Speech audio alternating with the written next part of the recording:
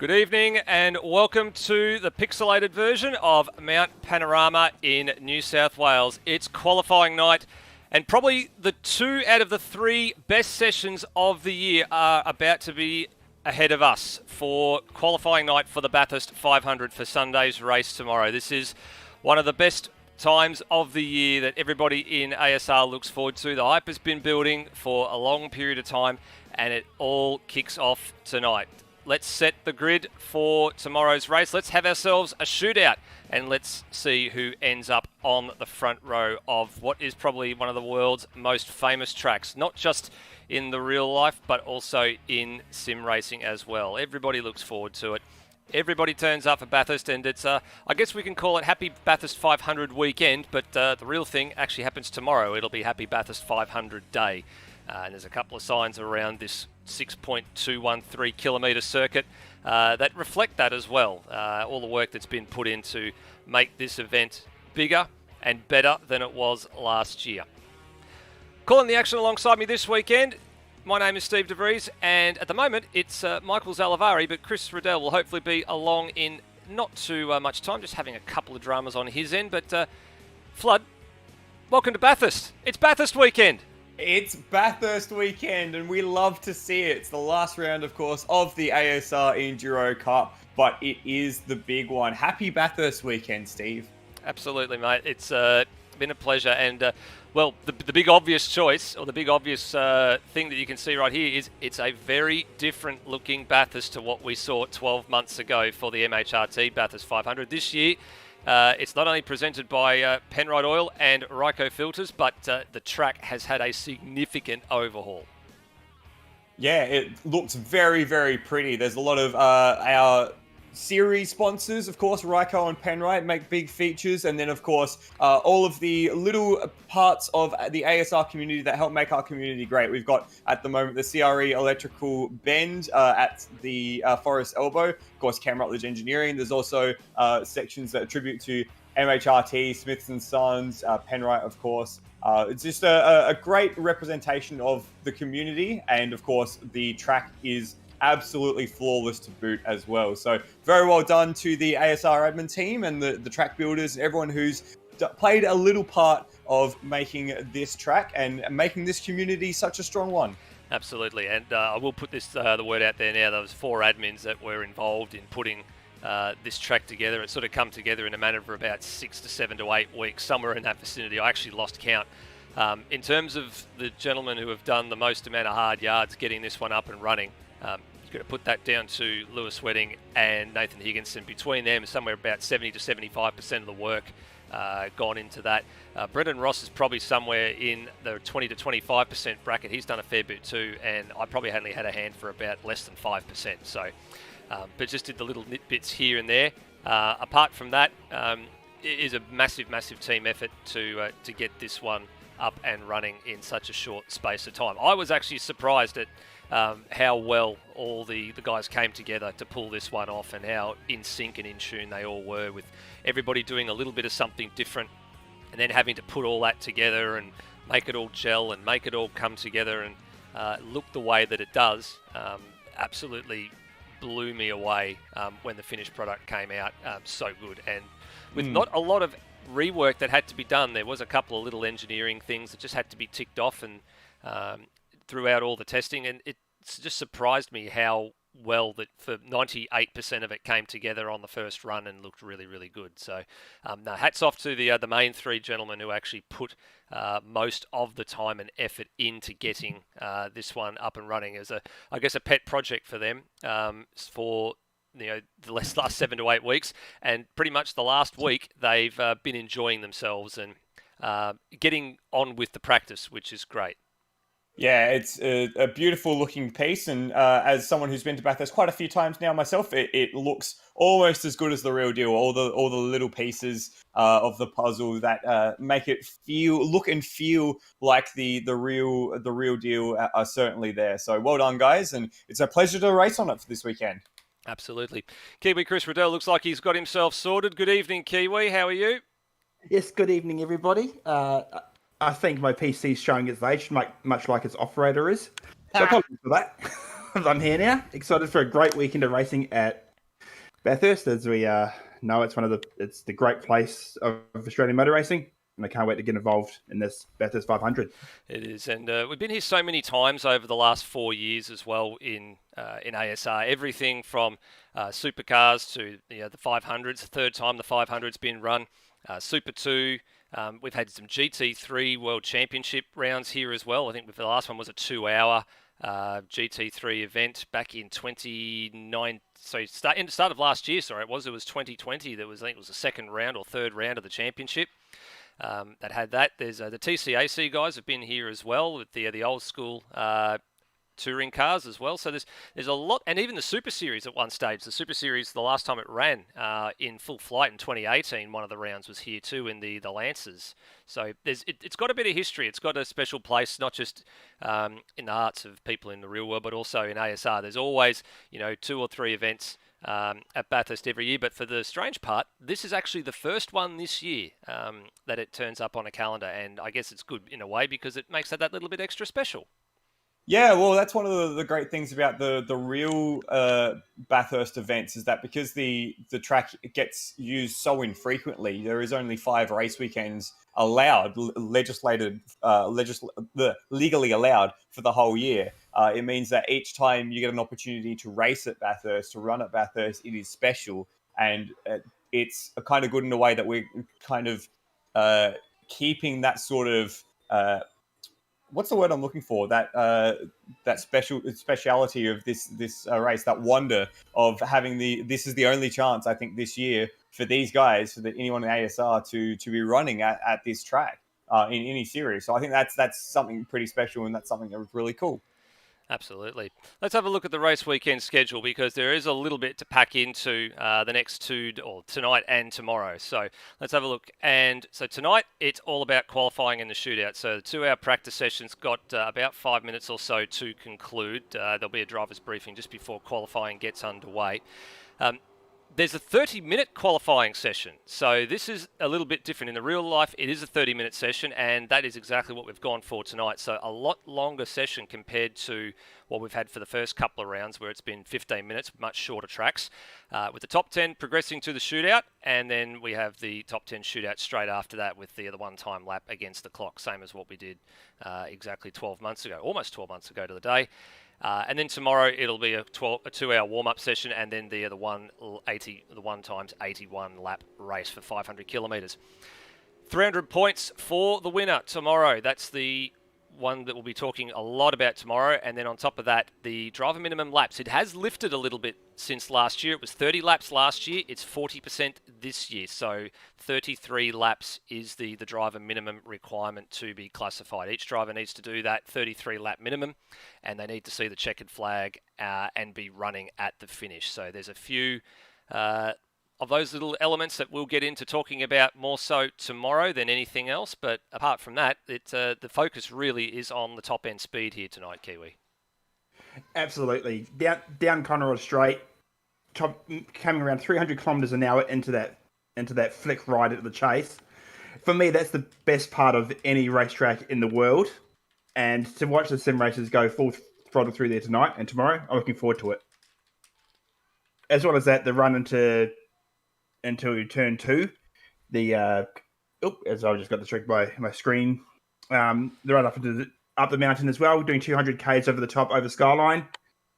It's not a place for the faint-hearted. So, and I think it's one of the places as well we can really get rewarded for taking risk, but it's easy to overstep. And from doing hot laps, it's the place where I've had the most fun hot lapping, and you get the biggest sense of personal enjoyment hot lapping around here. Yeah, big sense of achievement and of gratitude, I think. Yeah. Well, doing it solo and getting it right, because it is such a tricky section. I mean, Conrod is fairly straightforward. Mountain Straight's fairly straightforward. The bottom sort of half of the circuit's fairly straightforward. It's all over the top, sort of from turn 2 all the way to the elbow, where a lot of people will make their time, and where it becomes a real challenge.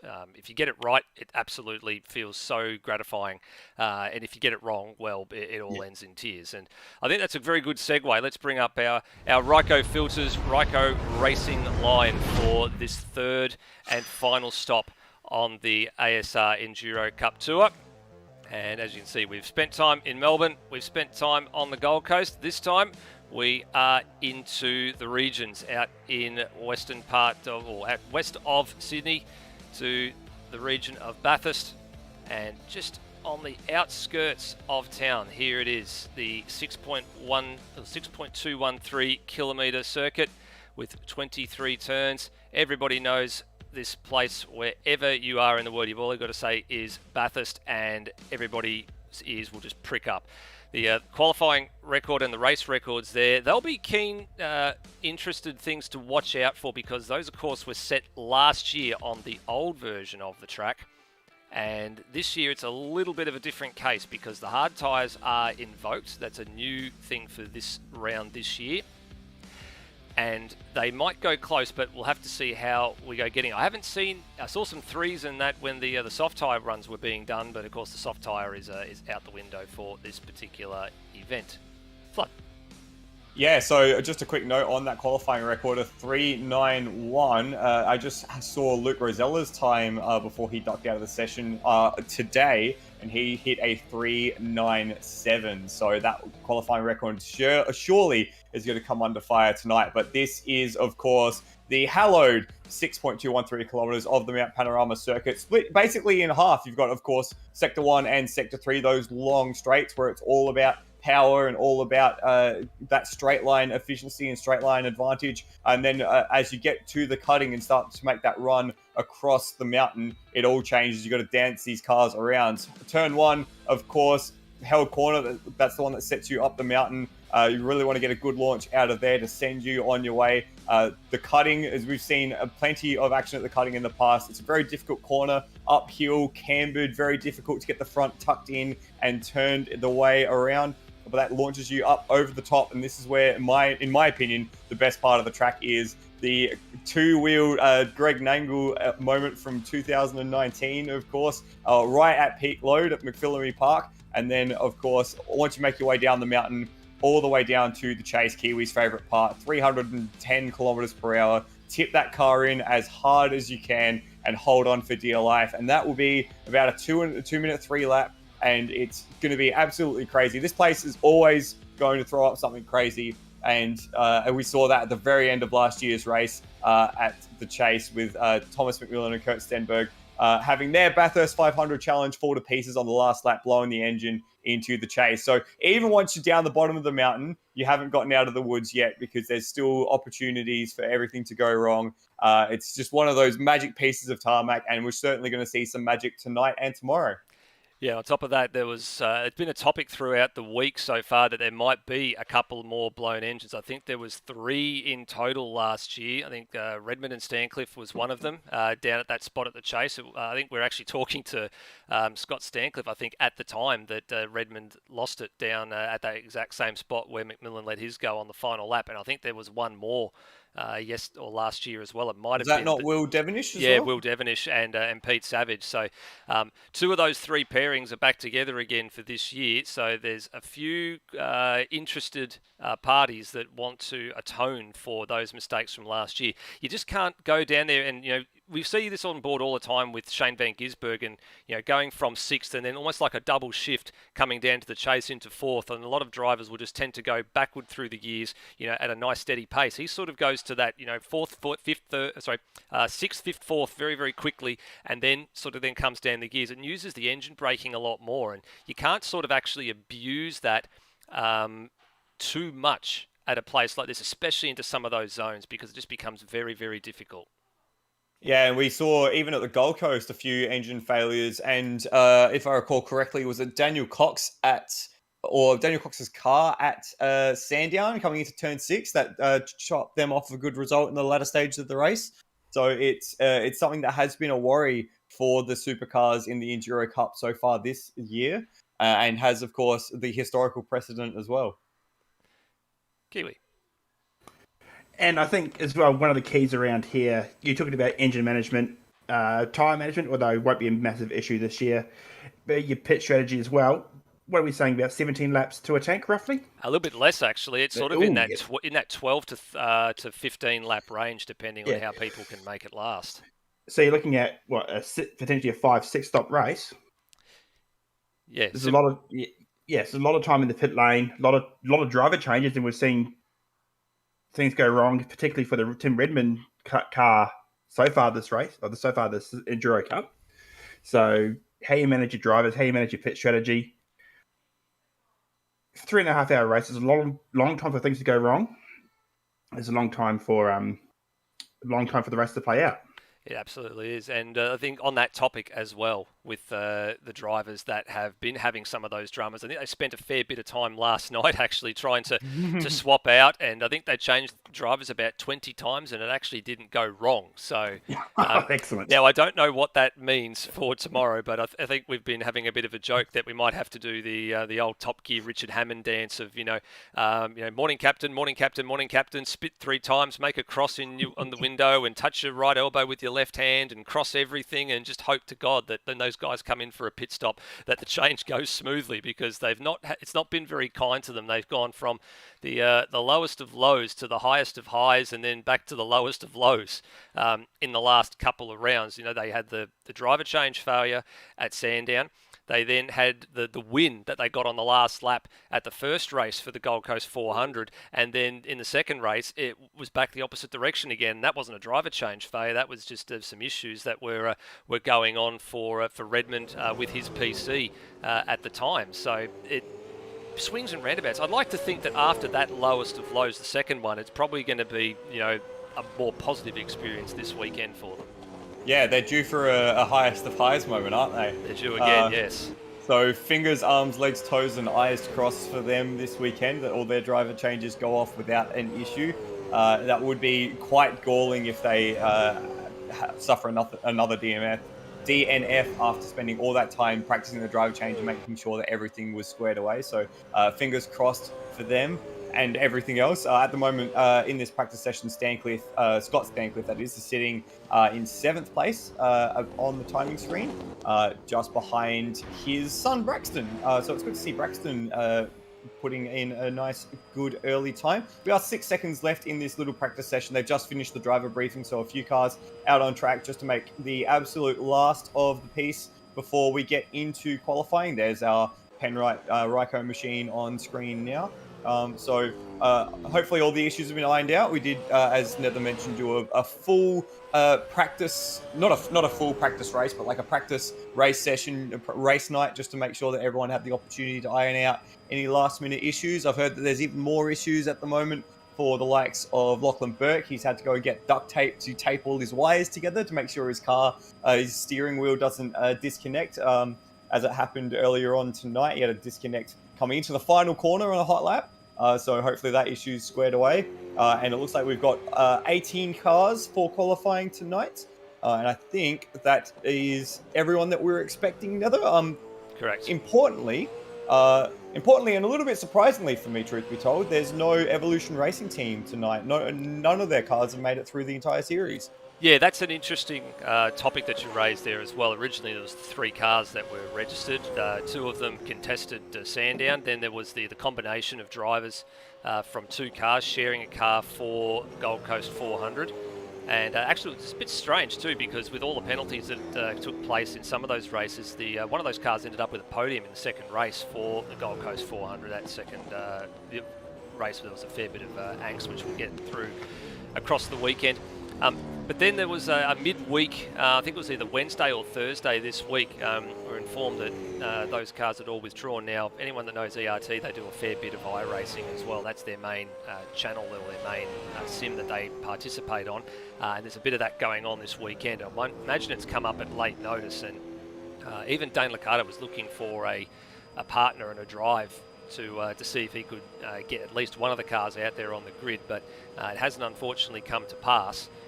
And there's a fair bit of disappointment from his front. So he's unfortunately a spectator on the sidelines for this one. But still, it's an 18-car field. It's only 1 car less than we had for the Bathurst 500 last year. So it's not all bad news. And then the other disappointing thing during the week, but I could completely understand this with 4 children in the family, Greg and Noah Turra, had actually been hoping to contest the whole entire series, but just some family commitments and events over in South Australia had sort of conspired against them. So that unfortunately meant that there was a few little dramas with them taking part in those things, but they have been at the top of the the GT3 standings for a good chunk of the season. So we'll see them again at Monza at the end of the month. And that will be an absolute cracker. Monza always turns on a show, especially for the GT3s. So if you're not haven't seen a GT3 race around Monza in the ASR community, make sure you're on the Outworld Broadcasting channel for that one in a few weekends' time. Absolutely. All right, I'm just waiting for the clock to tick over here, and we won't be too far away from going into to qualifying. And as we said, 30-minute session. So it's not like last year, where I think from memory was 20 minutes. So it was a little bit shorter, and we had everybody lining up at the pit exit wanting to get going. So I'm sort of half expecting to see that again tonight. And already a few cars pulling out of the garage, are they? No, not quite. Looks like they're trying to.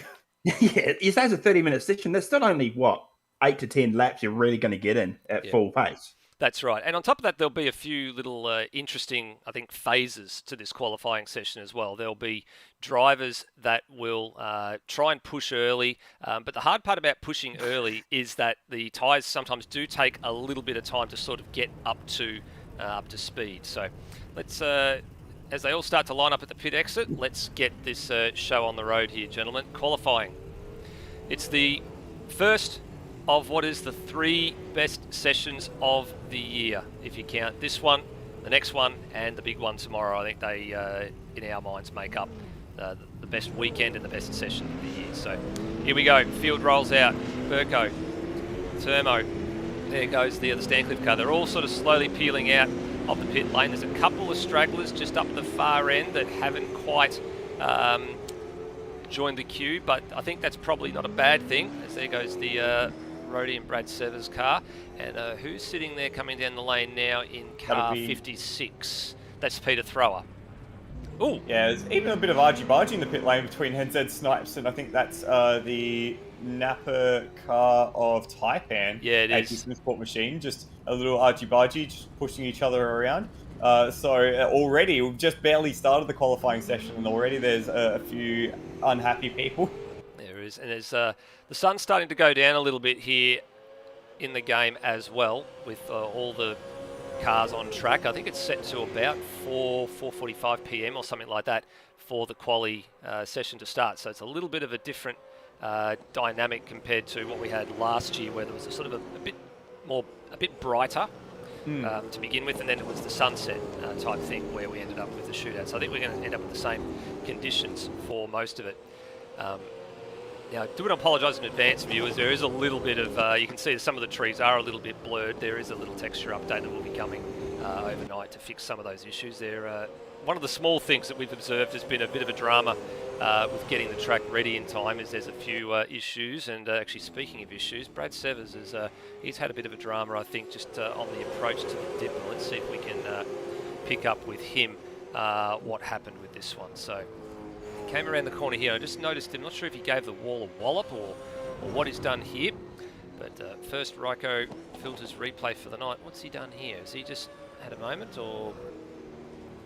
Ooh, a bit too much speed over the top of the line. Oh, yeah. He's the wall. He's basically done what Brody Kostecki did last year and given that wall quite a substantial wallop.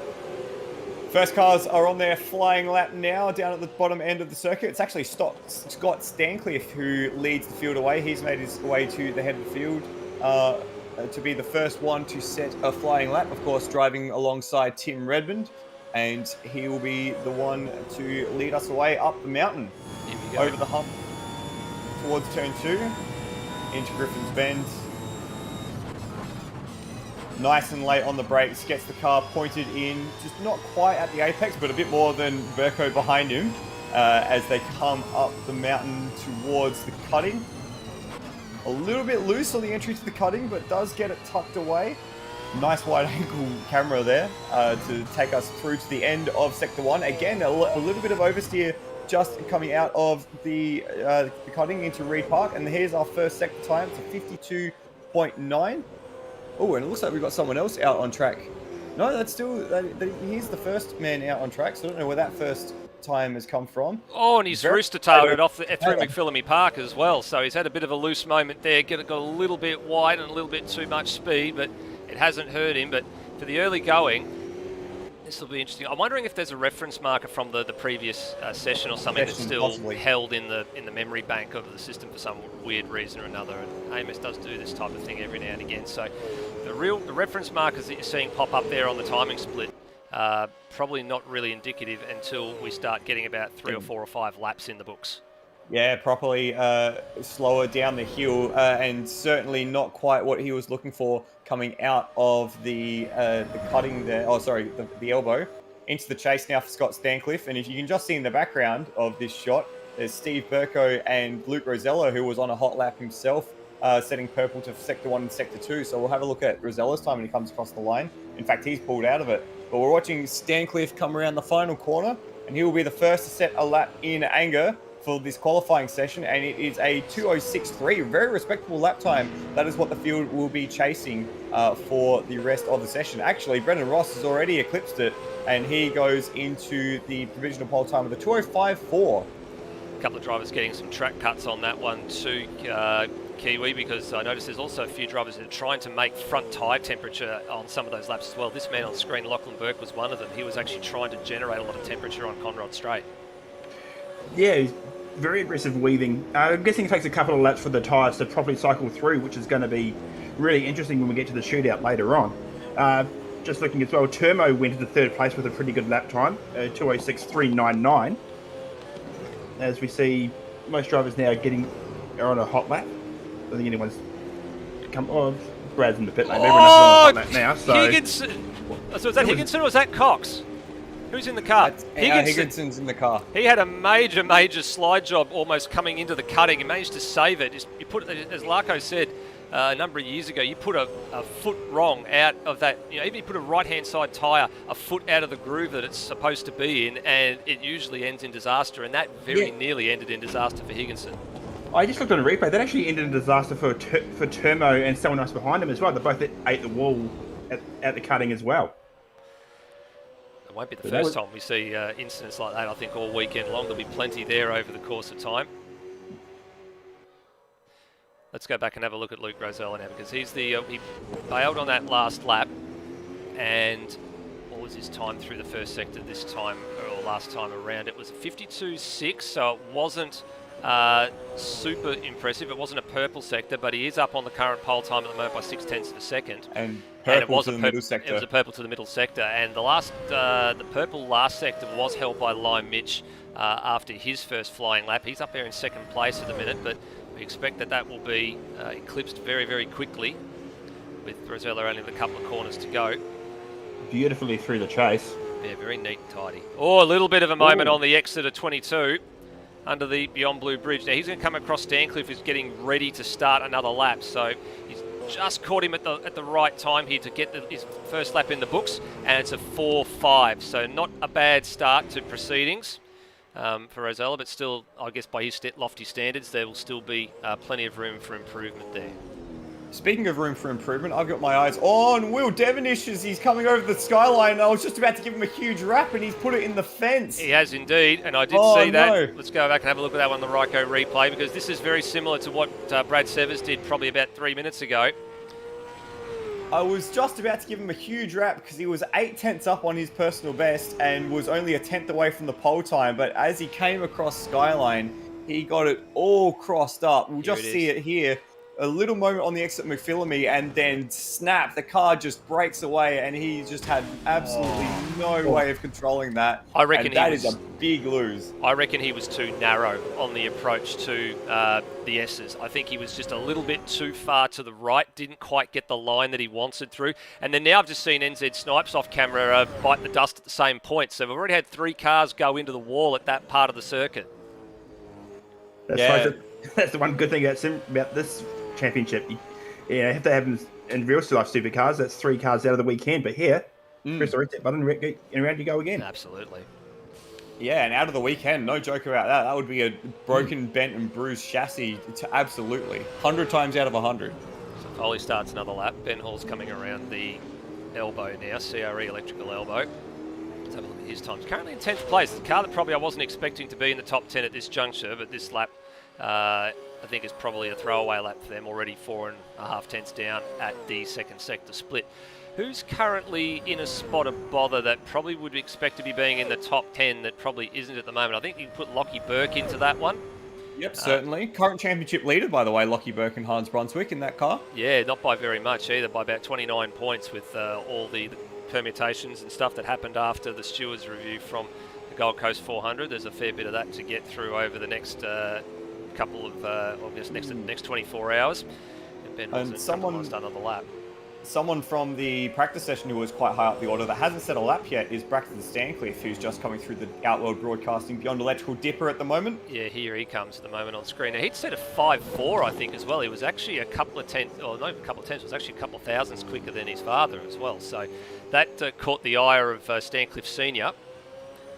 And he's 2 seconds away from the top time at the moment. So that would put him to currently a 6.5. 8. Just behind Will Devonish and ahead of Peter Thrower. Yeah, so to be in that ballpark, but it probably still wouldn't be good enough. I think it's probably not a time that you would expect him to be safe on. Through the chase. No curb at 21 or at 22. Short shift second to third, and then the run downhill. Now, this is a point that I think a few drivers will take a few different approaches to. Some drivers will quickly come up to 5th and then down to 4th, and then some of them will just leave it in 4th and let the Revelator do the work. He lost 6 tenths there. He goes 10th. So he's the last man in the 10 at the moment, but as David Croft would say, he's on the bubble at the moment.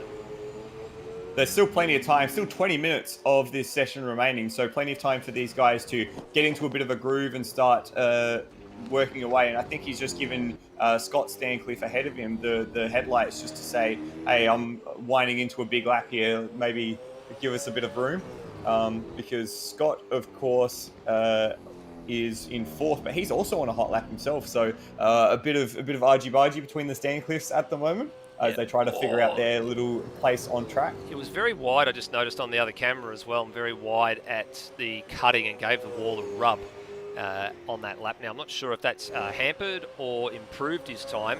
It's no, it's hindered. So, and he's given the wall another whack again there at metal grade. So that's quite a substantial whack this time. So maybe, again, pushing maybe a little bit too hard. Maybe tyres not in that optimal operating window for the moment. And same thing again, fourth car to wallop the wall coming through the S's. That wasn't as bad as some of the other cars we've seen, so he's gotten away with one there, but I think he knows now that this is a lap to throw away.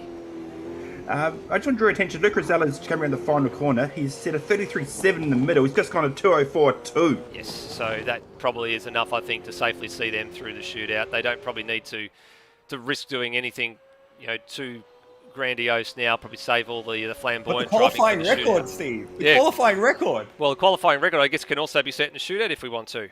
That's true. But that's a lot of pressure. And with what we're seeing at the moment, the hard tyres taking 2 or 3 laps to really get in the right window, it might be a little hard for that. It would have to be a lap of the gods sort of thing. But Rosello is certainly putting that Commodore of his Parramatta Motor Speedway racing car to the works at the moment. Another driver putting in a good showing is Lachlan Burke. He jumped up to 2nd momentarily with the 205.2, but that's now been surpassed by Brendan Ross with the 205.1. Yes. So the team has been still at the pointy end of this session. We're still waiting on a representative lap time from NZ Snipes and Brad Severs at the moment. Yeah, they're the only two at the moment without a time on the board. You can see there, Rosella about a 1/10 up at sector 1 split. Gave the wall on the inside of the dipper a bit of a knock there. And what does that do to his time down here at the 2nd sector split, which is just beyond the wall here at CRE Electrical Elbow? And it actually hurt him there, so he actually lost that advantage he had. It actually swung about 4 tenths back the other way, so not a drama we do there. And again, just as well, cut to Will Devonish to have a look. It was Nathan Higginson again having a slide job moment through the cutting, so that's twice we've seen him do that now at that part of the circuit. And it didn't actually hurt Devonish too badly there. He actually improved by 1/10.5.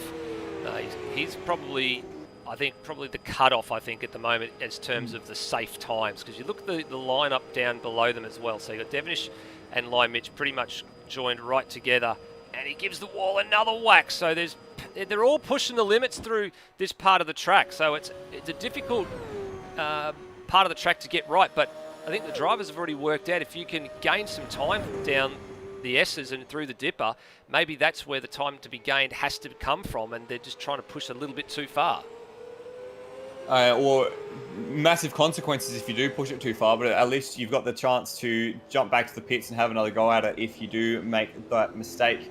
So lucky for Will that we've got another chance. But at the moment, he's the second place Commodore because it's a trio of Mustangs completing the top four. Lockenberg jumps ahead of Brendan Ross again, this time with a 204.7. So the second man into the 204s is Lockenberg. And he's certainly putting on a good show at the moment. A few people in the live chat having a bit of a chat. John McDonald saying that his teammate's done 90% of his laps on low fuel. That's Ben Hall.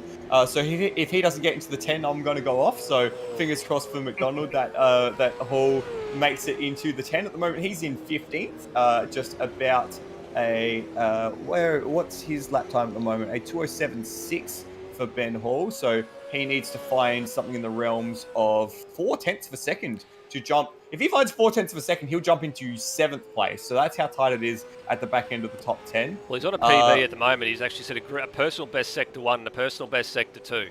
And coming to the line now, and the clock continuing to tick, 5, 6, 7, and he lost it all. So he lost it all in the last sector. So yeah, it's gone, and it's just gone dark green on the live timing. So he had a big lose there, but 7-8 for Hall, and we actually just saw NZ Snipes post his first lap. He's gone back to the pits, and now he's coming out again along with Braxton Stancliffe and Nathan Higginson. So we've seen times from everybody except for Brad Severs. Now he is on an out lap at the moment, just being rounded up by RSM Latino, who is on a flying lap. And quite a few fans of RSM Latino in the live chat. So hello to Danzy Dan and Dion Beachley and Curtis Alderson, all cheering on for RSM Latino. Here he comes up the hill. Was his time, say, at the first sector split. Not much in it compared to the PB, so pretty consistent approach to sector 1, but this is where you earn your stripes, cuz. Let's see what you can do. Bang on line through McPhillamy Park. Taking the wide approach to Skyline and the S's, so a bit of different. Just too wide though. Got the line a little bit wrong. It's a little bit too close to the wall there, and that's thrown that lap in the bin. So I thought it was a little bit wide. You don't really want to get out that wide. It's sort of got to be about 2/3 of the way across the road for the elbow. That's the bit of the equation I think a lot of people have sort of struggled with. It's tempting because you want to try and straight line that part of the circuit as much as you can as you come down and minimise the amount of wheel work you have to do. But it's essentially it's a one-line groove. Once you crest Skyline and start heading downhill, you got to be pretty much on the marks all the way down that little section. There really is no wiggle room. And how unfortunate for RSM Latino that we were giving him a bit of a rap and saying hi to all his fans in the live chat just as he put it in the wall. So sorry about that, guys. It's okay. We'll see him again later on. I just want to focus on the back end of the top 10 because it is tasty at the moment between Scott Stancliffe, who currently sits in 8th on a 206.3. We have Nathan Higginson 4,000th behind that time, Peter Thrower 9,000th behind that time, and Termo 13,000th behind that time. The difference between 8th and 11th at the moment is just 13,000ths of a second, a 206.386 versus a 206.399. He's had another moment there, Scott Stancliffe. It's the second time I've seen him rub that wall on the approach to the cutting in probably about 10 minutes. So he's obviously working for him. That line, he likes that line, but he's given the wall a little bit of a rub. What does the clock say? Well, it didn't disagree with him by very much there.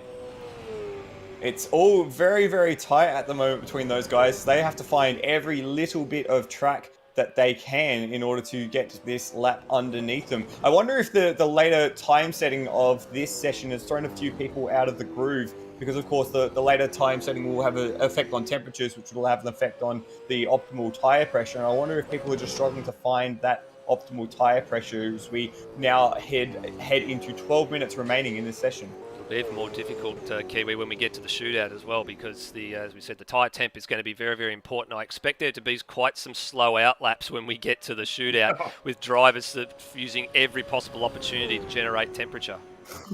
For sure. Now, just looking at the stat from Scott Stancliffe, I was actually really impressed with the way he attacked the the second half of the mountain there. Looked very smooth, and he's 5/10 up on his personal best coming through the second sector. So this could actually bump him up a couple of spots. Yeah, this will move him up to 7th if he can hold this together, you're right, and probably would make him safe for the shootout as well. So let's see what he can do when he comes around Murray's.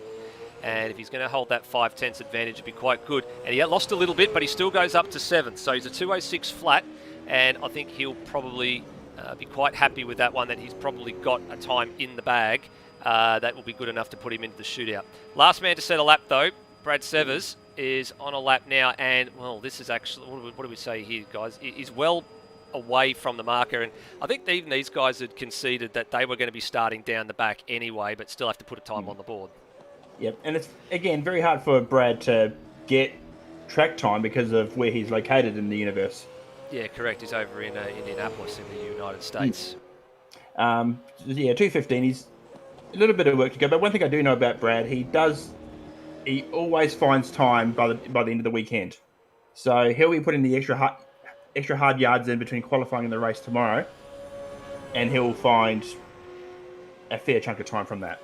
He certainly will. And let's not forget, sorry to jump in over the top of you, Steve, that we've just had daylight saving switchover in Australia, and I think next weekend or this weekend is the daylight saving switchover in America. So all of a sudden it's now 2 hours earlier for him compared to what the other rounds were. So I think Rody was telling us in the practice session beforehand that he didn't realize that it was already had to be here an hour earlier. So he's probably running quite low on sleep as well. It's currently 4:35 a.m. over there. So yeah, blimey. Yeah, he's going to pretty much cram all his racing for the 500 into a 24-hour day period from midnight to midnight. So it's almost been unheard of compared down here in the southern regions where we've got everything that's going to cram into 2 days.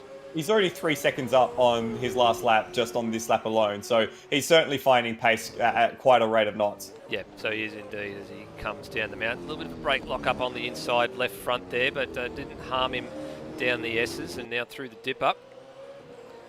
Past the endurance chat signage, and now into CRE electrical elbow. Let's have a look at the timing. He's got Braxton Stancliffe behind him now. Braxton will definitely be a lot quicker, and he'll be looking to try and get the toe here. He's found another second, Brad Severs, so he's out to his 4-second improvement. That'll put his time at a 2:11, so it'll sort of be in the realms of, it won't improve his position, but it'll just improve, I think, for his own self-confidence here. Braxton Stancliffe getting a nice little toe here, and he's in 8th place overall in the standings as they sit right now. What's he on at the moment? He's on a personal best sector 1 and a personal best sector 2, and flashing here, but he can't make this happen because Severs is entitled to actually be there and go for the lap here, but oh, that's awkward, and that's ruined it, and that's it. And this is that's difficult for those guys. I can fully understand why Braxton was probably a little bit aggrieved there. He probably didn't think that the slower car was on a hot lap, but he was actually improving. So probably I get that, but I think you have to know who you're battling against. Yeah, correct. Yeah, and Rody and Severs, they've kind of admitted that they're not going to be anywhere near the front guys. Even if Severs gained 5 seconds, he'd be still 4 seconds away from the back of the field. So I think if you've got the faster car, you kind of have to know when to give it up. So I get why you're allowed to do that, but I think just be smart. Be smart about it, lads. And there's being smart right there. So Braxton Stancliffe has just come out of the pits realising that, yep, there's a car on a fast lap and get out of the way. And it's exactly your point there. And let's type and go through. It's actually just quickly quite a few. Sorry to jump. You go on. You can go there first. Go on. So I wanted to just draw attention to the bubble once again. Turmo has improved by 0.08 of a second to put him a grand total of 0.08 of a second away from the bubble. It's really tight at the end of the top 10. The difference between Higginson in 10th and Peter Thrower in 11th is 0.005 of a second as Higginson hits the wall at Skyline and then fades into it just ahead of Lime Mitch. And Turmo is just coming over that part of the track now. Peter Thrower, he was on a decent lap, but is now back in the garage. So I wonder what's happened there. But it's really, really tight stuff for those guys, and they need to find literally thousandths of a second to find their way out of this qualifying session into the shootout. Turmo's finding. Sorry, go on. Kiwi here to say Termo's finding micro improvements as well, so he's just starting to maybe edge away from the bubble a little bit here. Yeah, I was going to make the same point. This is what 1.5 tenths up through the second sector. So as long as he can hold it through the chase, not do anything silly, that bubble is going to burst somewhat. And a few of the other guys as well who are just off the tail of that group. Peter Thrower, NZ Snipes, he's currently sitting just 3 tenths behind. Ben Hall just half a second behind. So they're not too far away. And Taipan and Steve Burko as well, only half a second behind. So it's not inconceivable for them to find that as we approach the last 5 minutes of the session. Maybe 3 or 4 flying laps left if you're out on track at the moment. And this could get very, very tight at the back end of the top 10 very quickly.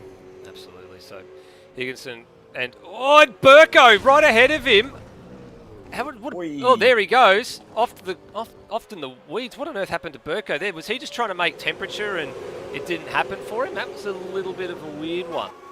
Let's bring that one up. He was quite loose over the top of. And he gave the wall a whack at Skyline, at the John Inksman Vista as well. He's rooster-tailed through there like McLaughlin did in his quali lap in was it 2019 now or whatever it was, or 2018, sorry. And then, just absolutely threw it away.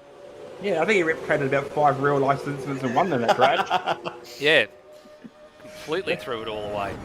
Yeah. I mean, Higginson behind him was a little bit sideways as well, coming up into Sulman Park. So he's feverishly trying to get some temperature in that car because there's 5 minutes left on the clock now. There's a maximum probably of 3 laps left. 3 flying laps left for him and for everybody behind him at the moment. Maybe some will get 3, some will get 2. So Stancliffe will probably get 3, depending on what situation is with him. But so this bubble is really important though, because Higginson was absolutely filthy last year when they missed out by about 0.5 tenth on getting into the shootout, and he's got a point to prove this year. So he wants to make sure that this car is in the shootout. Absolutely. He and driving, of course, with Daniel Cox. So they're looking to get into that shootout. Let's give you guys a bit of a brief of where everyone is. We've got 5 minutes left in this session. Luke Rosella leads the way. He's got half a second over Lachlan Burke, who's in the pits. Might not see that car for the rest of the session. Brendan Ross is in third. No, he's not. Liam Mitch is in third. He just crosses the line to oust Rossi from that third place by 0.003 of a second. Will Devonish is currently in fifth. Brendan Foley sits the PBF Race Engineering car in 6th. Scott Stancliffe leading his son Braxton for 7th and 8th. Then it is Termo. He has 0.3 of a second now over Nathan Higginson, who is in 10th. And he's looking for every little modicum of time to try and get into the top 10 as he finds the wide line through McPhillamy and gets the way down Skyline. Peter Thrower sits in 11th. He's just come out of the pits for his last roll of the dice. NZ Snipes in 12th. Ben Hall just about to start a flying lap. Taipan in 14th. Steve Burko in 15th. RSM Latino 16th. Lachlan Locke in 17th. And Brad Severs is about to improve on his lap and will take him now to a 2:12. All right, so Rosella's done. I think he's just pulled over on the main straight and gone back to the pits, so I don't think he's going to come out for another flying lap. He knows that they're pretty much safe. He's lowered the mark to a 4.1, but this focus on the bubble is the real point. Termo's in the pits, so he has to get going if he's going to defend his 9th place. Yeah, I think he thinks he's safe. This is the problem. So he's got 0.3 on Higginson and Thrower behind. And Higo's been 0.4 up. Yeah, and Snipes is also probably one that probably could move up here if he gets a good lap together, and we've seen him do it before and really make a fistful of it. Higginson got track violation for Nathan Higginson, and I can't recall what sector that might have been. It might have been at maybe at the chase or somewhere. He's been picked for a track cut. It was sector 2, so it may have been over the S's. Skyline. It'll be the S's for sure. That's the usual spot where it happens. There's only really 2 spots around this circuit where you can get done for really breaching the track limits. One's at the S's and the other one is at turn 21, which is the last part of the chase. And Higginson's got no choice to go again here. Actually, Rosella has gone again, which I'm a little bit surprised. He wants that qualifying record. He wants it. He wants it bad. He does, but he's actually... Where is he on track with everyone else? He's got a whole bunch of cleared track as well. So the garages are empty apart from Lachlan Burke in 2nd place, so he's pretty much safe. And Termo. So that's brave from Turmo, especially with Ben Hall 3/10 up on his personal best. He's coming into the chase now, just behind. Well, Lock the on Lock, the team car goes off through the chase. Wow! That was almost Wow. a funny moment. That's a moment. That's a moment in ASR history for sure. The team car getting out of the way very nearly wiped the sister car out. That's wild. Wild stuff. Ben Hall comes across the line. How does he improve? 2/10 doesn't improve his position, but Gotta he's go right again. on the heels of NZ Snipes. He's got to And go meanwhile- again, though, and Snipes is on his final tour. And meanwhile, Nathan Higginson just got himself another track cut, drove straight through the first part of the S's. He's really wringing the neck of that thing. Remember, it's only 5,000ths of a second between Higginson in 10th and Peter Thrower in 11th at the moment. So it is literally just a tiny pickup of the throttle a little earlier, and Thrower's throwing that thing around. I think he's on his last flying lap, but he's 6/10 behind. Yeah, he's miles behind at the first sector split. Peter Throw, he had a really poor opening sector, so he's got to make this one count, though. He's got to find something to put Higginson back under pressure. And I've got an eye on Snipes too. And Snipes has thrown it away at Sulman Park by the looks of things. He was 3/10 down at the first sector split, but he had a moment where the car snapped sideways on him as well. So Higginson might be the luckiest of all the drivers at the moment if this comes off for him. Throw it to sector 2. He's found a little bit of time, but he's got to find more. And Snipes has thrown it away. So this is the last-ditch effort here. Higginson's got to go just in case something happens. But if Thrower can't improve on this lap, as the clock's about to strike 0, Higginson will be in by the skin of his teeth, barring a miracle from anyone else behind.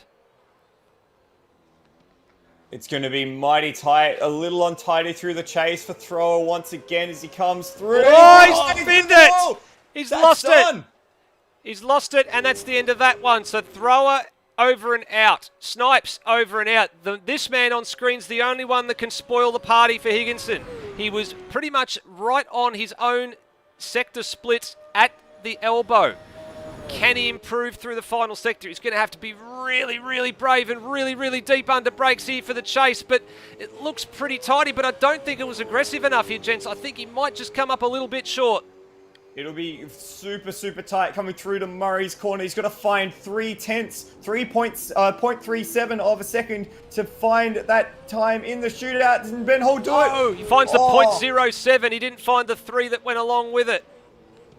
And that resigns him to 13th. Taipan 14th. What about Steve Burko? What's Steve Burko's lap time? He had a good Sector 1. He's just about to hit the Sector 2 mark.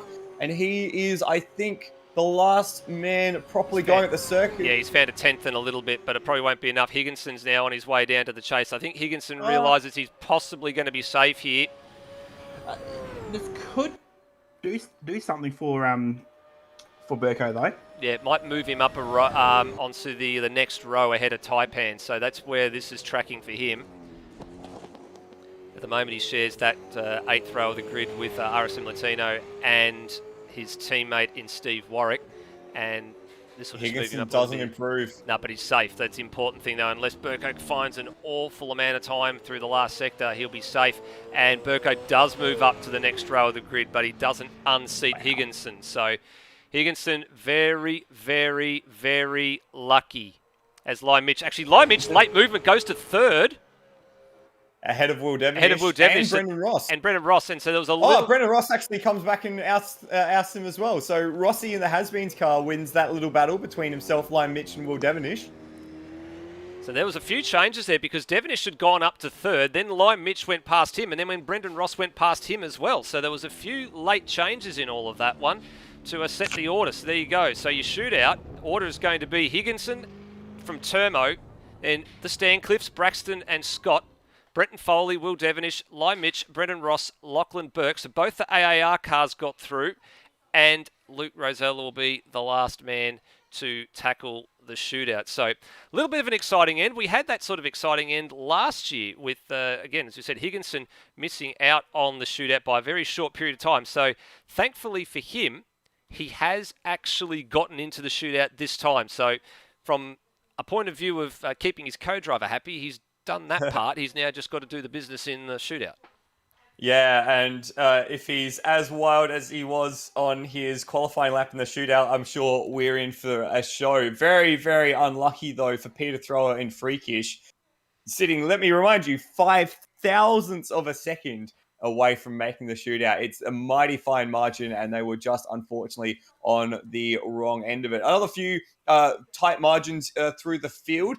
Brendan Ross and Lyle Mitch only separated by half a tenth of a second. Lyle Mitch and Will Devenish only separated by 300ths of a second. Foley and Scott Stancliffe only separated by 300ths of a second. And then, of course, 5 thousandths between 11th and 10th and 11th. NZ Snipes and Ben Hall separated by 300ths of a second. Just a lot of very, very tight margins throughout the field. So that bodes very, very well for the race tomorrow. These guys are all going to be very evenly matched. We're going to see a lot of door-to-door racing. Yeah, we absolutely are. This is the business end, I think, now we're about to go into for the shootout. We're just getting ourselves geared up for this one. So we're actually going to put 90 minutes on the clock for this one. This is just to make sure that we get through everything. Now, last year it took us about 45 to 50 minutes to get the shootout underway. Now, the fun part about this shootout last year, Daniel Cox was actually meant to be the first man out and had a technical drama and ended up being the last man out because he had to go and resolve that. Guess what? His teammate is now the first man out in the shootout. So that's a little bit of irony from 12 months ago. Yeah, nice little mirror there. So nicely done. Fingers crossed for Higginson and Daniel Cox. They've been a great pairing. Of course, very heavily involved in both the building of the cars and the track, and on the other hand, the liveries and the design. So great job for both of them, and thank you for all they contribute to the series. Absolutely. We're just getting a couple of bits and pieces together here, looking to see if we've got all of the top 10 in the server. It looks like we do. There's just Termo's just the last one yet to come back in. And then I think we'll be right to go. Well, guys, who's your money on here? I think the runaway favourites, I think, is probably Car 2, and they've been the runaway favourites pretty much since that pairing got registered as the entrance for this entire series. But it hasn't gone according to plan for them for the whole thing. And Sandown was, I guess, perfection from them. They walked away with the maximum points. Mixed fortunes at the Gold Coast, and probably looking very, very good, I think, for a front row start at the bare minimum here, and probably maybe to run away with it tomorrow at this rate. You'd have to say that's the most likely outcome, but we've seen it before. We saw it at the Gold Coast. We've seen it with drivers in qualifying here. It doesn't take much to find concrete because there's nowhere to go up here on top of the mountain. So 3.5 hours, long time. I'm actually backing. Well, they'll get the pole, but I think the interesting thing is going to be who gets second, who starts on the outside of row one. And it's a four-way battle for that one, isn't it? I think you're right. A four-way battle, I think, is basically what it's going to be. So we throw the blanket basically over Brendan Ross and Lewis Wedding in the other team Has-Beens Mustang, Lachlan Burke and Hans Brunswick in the other, this AAR Mustang Car 44. And then the other one, the spanner in the works, which I actually probably thought that they would be there or thereabouts, but not third overall after qualifying, Lyle Mitch and Urjit Mishra. But I think they've probably got their star qualifier in the car for that one, I think, too, don't they? Considering that, I mean, the rumours continue to circulate that Luke Rosella was carried to last year's 500 by Lyle Mitch.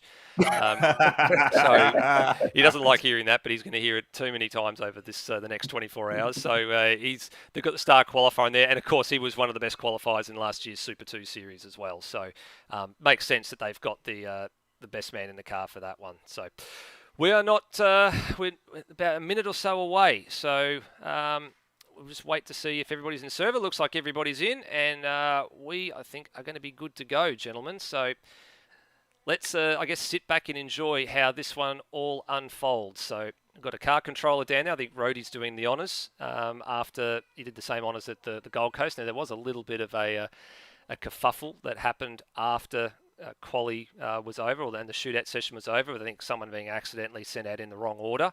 But that, I believe, has been resolved. And hopefully he'll be on point for this one while we wait to get everything underway. So shootout time. The most exciting, most fun, yet 9 drivers would say the most pointless session of any year. It is just, there is an allure about the shootout, though. You have Bathurst to yourself, all the eyes on you, all cameras, everything. just for one lap. I think that's pretty alluring in itself. And as much as it's a long race tomorrow and all that sort of cliched malarkey, you do just want to go out there and put on a show. Yeah, if you finish on pole position, you're so happy with pole position. But anyone from 2 to 10 is like, it's a long race. Yeah, pretty much. But it's the pole that everyone wants. Yeah, it is, and that's what's in the description of this video or the live stream. It said, pole for Bathurst is always special, no matter what series is in. Doesn't matter whether it's GT3s, whether it's supercars, whether it's even the Bathurst 6 hour that they have at Easter, or whatever series you're in. Nothing is more satisfying than a Bathurst pole. Absolutely right. We've got our first man coming down the pit lane now, and it is Nathan Higginson. Nathan Higginson. All right. You ready, ladies and gentlemen? It's time for the most important session of the year, the second of the best sessions of the year, the top 10 shootout for a Bathurst race. And we've done this a couple of times before, and every single time it has been a very, very special occasion. And the first man out, you can see he's crawling up Mountain Straight, is Nathan Higginson at the wheel of car 00, the HME Powerhouse Design ZB Commodore. These guys have got the split livery on the car. Daniel Cox Designs down one side, and they've got HME down the other. Very, very similar sort of concept to what Kurt Stenberg and Thomas McMillan ran last year. Same sort of colours actually as well, red on one side and green on the other. Back then, I think from those it was Emu Bitter and VB, I think, were the two colours on the side of the car. It's got a little bit of a different... different flavour this time around. A little bit of a different flavour with regards to the split livery design. But the good thing is that for the first time, it is a top 10 shootout appearance for Nathan Higginson. Now, he's got a win in Super 2 this year already to his name. His teammate is the Super 2 points leader, with 2 rounds to go. Only Pukekohe and Townsville are the 2 remaining stops on the calendar for both the Supercars and the Super 2 field this year. So those titles are getting very, very close to being decided. Daniel Cox has been the 4-man in Super 2 most of the year. And he's in the live chat watching along here and hoping that his teammate can bring home a good result. Now, we say this every year, gentlemen. It is always the hardest task in the world to be the first man out in a shootout. The eyes are on you. Everybody's Absolutely. eyes are on you. If you stuff up, they will never let you live it down. And I think that's maybe why Higginson's taking so much time and so much care warming up his tyres. We did catch him a few times having some wild moments up at Skyline over McPhillamy. And if we see that again today in the shootout, we're going to make sure that he never lives that down. He's renowned for a very loose driving style, a very heavy right foot. That served him well so far in Super 2. Let's see whether or not that serves him well tonight in the shootout. He only just scraped his way in for himself and for Daniel Cox in the HME Powerhouse Design Commodore. And here he goes. He's still warming his tyres up under the bridge. He's leaving it very late to get his car underway. Yeah, but he'll come out of Murray's and he'll be arrowing down the track. You can see that there's about 3 or 4 accelerations and braking movements. So he's spending a lot of time putting a lot of heat cycle through those tyres, trying to make sure you get them up to temp. He did say it was going to be very, very important. Is he online for Hell Corner? He is, but he's had a mid-corner moment as well, and the car just didn't want to agree with him as he heads up Mountain Straight now for the first time, and the only time for this session. Not too bad with that little moment, just pulled up the throttle a little too early, but he's making his way up towards Griffin's Bend, braking very late, tips the thing in, battled with a bit of understeer, but the car complied eventually, nicks that curb on the exit, now up towards the cutting. Through the cutting where you go right out to the outside of the wall, looks very nice on entry through the steepest part of the racetrack. Oh, lights it up on exit though. That's going to cost him a few tenths, surely. Spoke too early there, Kiwi. Smooth hands on the steering wheel, just a reminder. And it's very angry hands at the moment, working that wheel very hard. It's a 53.3 to the first sector as he floats across the mountain, right out over the curb at the Metal Grate. A big moment over the hump at McPhillamy, but reels it back in, and now it's the dance back down the mountain. He's using every available bit of racetrack and a little bit more, and he very nearly threw it away coming down the S's as he tipped it in for the right-hander. The car's sideways at half the corners across the top of the mountain, and he's got his hands right royally full at the moment. It's online for the elbow, but across the top of the mountain, it would have hurt him a lot, and it has, and the timing agrees with that, at a 28.5 to the second sector split. So 53.3 to the first sector, 35.15 to the middle sector, and he has had a huge moment or two or three or four across the top of the mountain. Yeah, smooth hands. That's the reminder he has on the steering wheel. His hands certainly were not smooth as he made his way down the mountain. Managed to gather it all up as he comes through the final part of the track. He will be the first one to set a lap time. Just a reminder, it was a low 6 that got him into the shootout. What can Higginson produce as he exits the final corner? And it's a 7-1. I think not quite what he would have been wanting, but as we saw, it could have ended so much worse. So I think we'll be happy just to get a lap counted there for Higginson, and he has finished up on his shootout lap. He has, and he's with us now. Higo, it's we always say this is very difficult being the first man out in a shootout because the benchmark's got to be set, and you threw it all at that lap there, and it nearly got away with you on a couple of occasions. Yeah, especially over Skyline. There was a bit of a moment I had. I've shifted to fifth coming through McPhillamy, which is something I don't usually do. Just want to try and get a little bit more speed out of the car, and I wasn't ready for it to bite back at me going over the dip into Skyline. Well, happy with at least getting in the shootout. That was the aim. You've done that part of the equation. Now it's just to look forward to tomorrow. Not wrong. Well done, Higo. Cheers, guys. All right, next man out. Here he is on screen. Termo, CRE Motorsport, and he's lost it early. He's gone deep at the chase. That's not what you want to be doing, trying to warm the tyres and the brakes and getting the car ready for that. That's a little bit of a miscue there from Termo in the CRE Motorsport Mustang. He's been taking a very different approach on this warm-up lap. He's been going probably at 7/10 pace, a lot quicker than what Higo was doing. Let's see if that pays off for him. Let's see if the tyre temp stays in the car through turn 1. Nice run over the curb on the exit. Much smoother than Higo. We saw Higo have a little bit of a bite as he came past the exit of turn 1, but Termo looks like he's got that smooth and nailed down as he comes up towards the hump on Mountain Straight and in towards Griffin's Bend. Very stable on the entry. And The road really...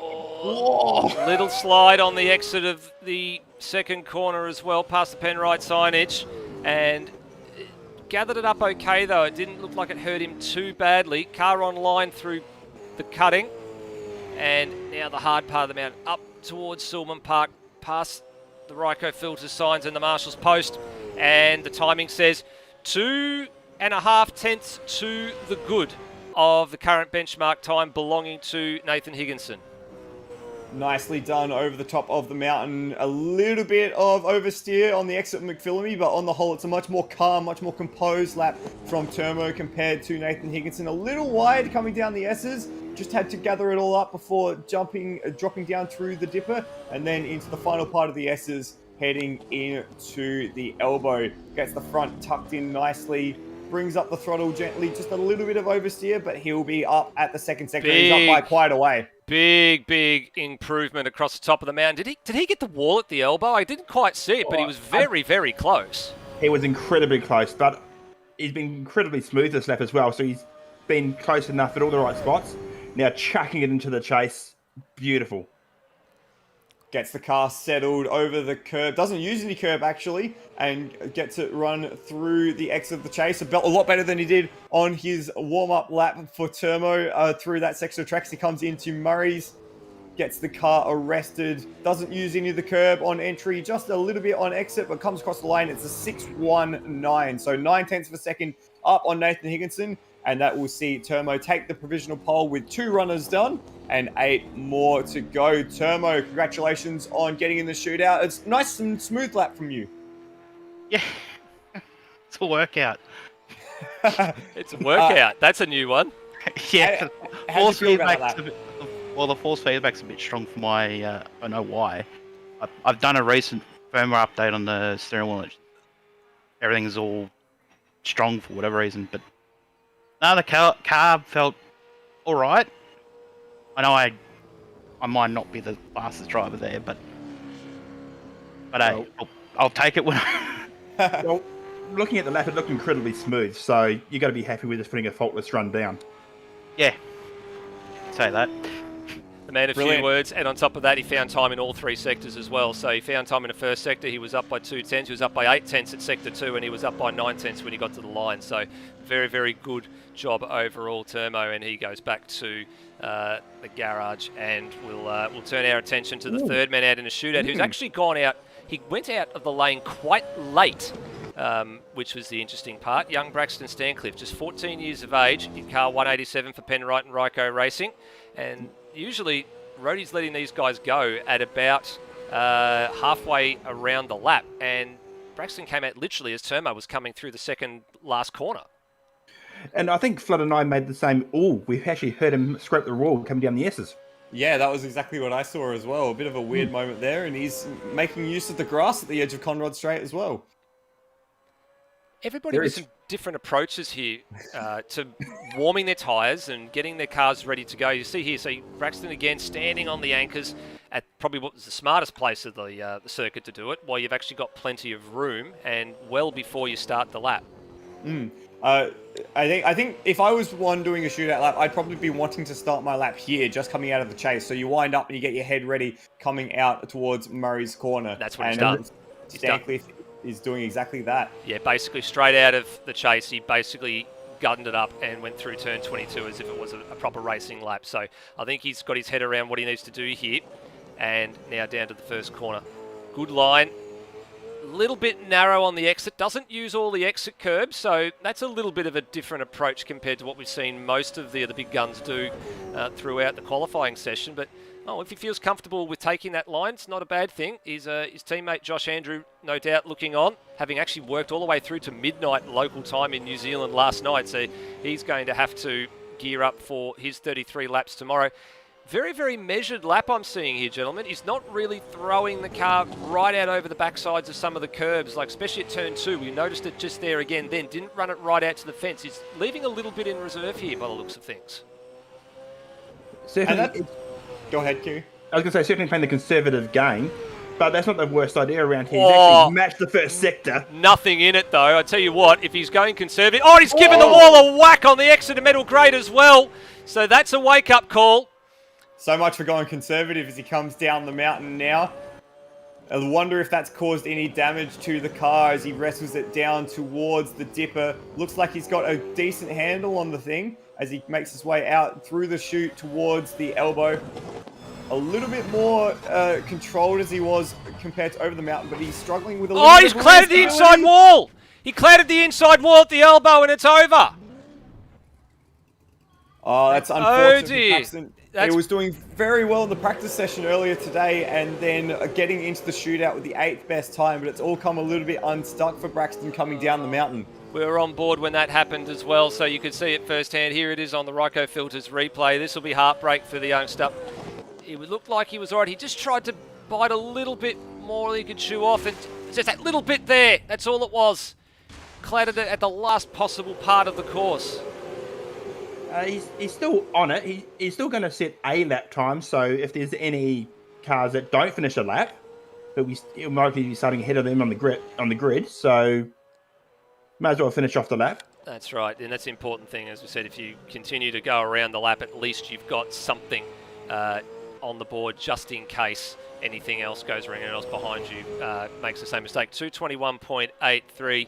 Young Braxton Stancliffe in here with us now. Braxton didn't go according to plan for you at the elbow, but it looked relatively good up until that point. Yeah, don't have much words for that, to be fair. Yep, I think I can tell the dejection in your voice pretty much tells the story as it is. Yeah. Well, Good effort to get into the shootout, Braxton. I hope you can recover and be in the best spot for tomorrow. Yeah.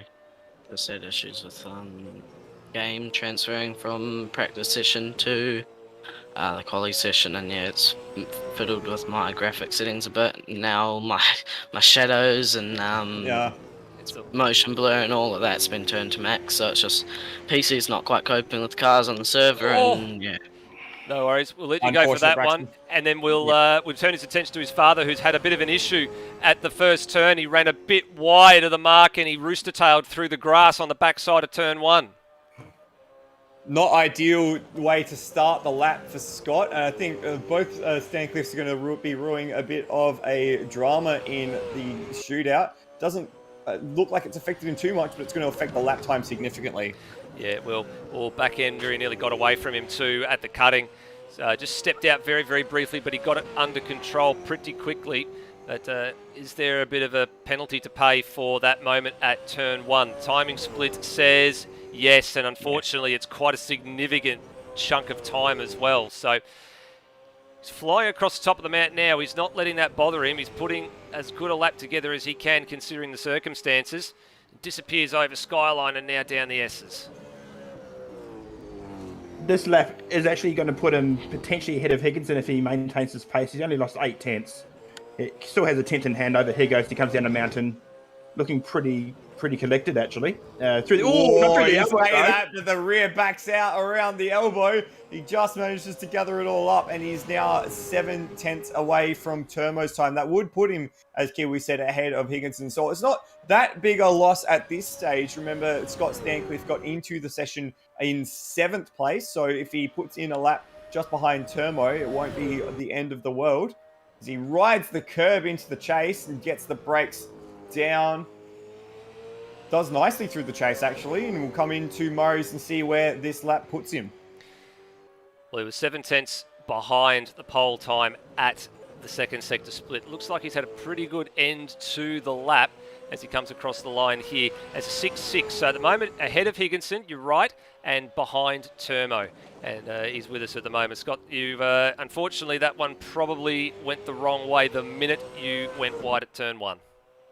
Yeah, it's never a good start to a lap when you throw it off at turn 1. Yeah, there's just no temp in the tyres and pushing a little bit hard to try and get a good run, and yeah, just fired it off, and that was all she wrote. It wrecked the lap from there. So yeah, we'll see where it ends up. Long race tomorrow. Long race indeed, and out for a bit of redemption tomorrow as well, no doubt, with what happened last year. So the important thing is getting to the finish tomorrow.